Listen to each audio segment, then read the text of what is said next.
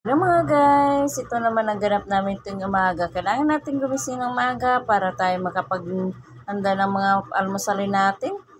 Ayan guys, ang una kong buksan ay pinto para naman may pumasok na positive energy sa loob ng bahay namin. Huy, for the go. Siyempre, pagkatapos ay nagluto naman ako ng aming almusalin na habang sila nag-intindi sa mga sarili nila. Yung anak kong lalaki ay nag-review kasi malapit na mga exam nila. Yung anak ko naman babae ay pumasok na. Yung asawa ko naman ay pagkatapos ng ligo at pag-intindi sa sarili niya, nakabihis na sa ay nakaredy naman yung pagkain sa misa. Yan, siyempre, bago naman sa kakain, siyempre nagpapasalamat pa rin siya sa kahit paano ay meron siyang nakakain sa misa. Merong pagkain sa misa.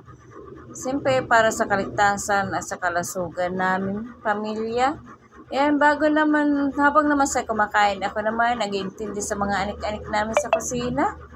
Siyempre, yung mga hinugasan namin ay nilipat ko naman sa ibang lagayan. Para naman, pag nagugas ako naman mamaya, ay siyempre, mayroon naman ako paglalagyan.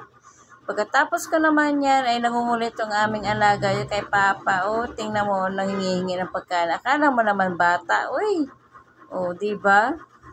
Pagkatapos naman yan, ay inintindi ko naman yung DIY dishwashing liquid. Tingnan mo ng alaga naman nangihingi ng pagkain. O, akala mo nang may isip po. Tingnan mo, akala mo bata.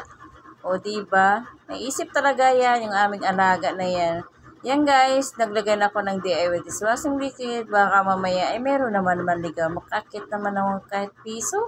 O diba? Pero nag-distribute na rin ako sa tindahan niya. Kaya paano ay kikita ng piso-piso. Ay baka naman dumami ang gimaman ako. Huy, for the go.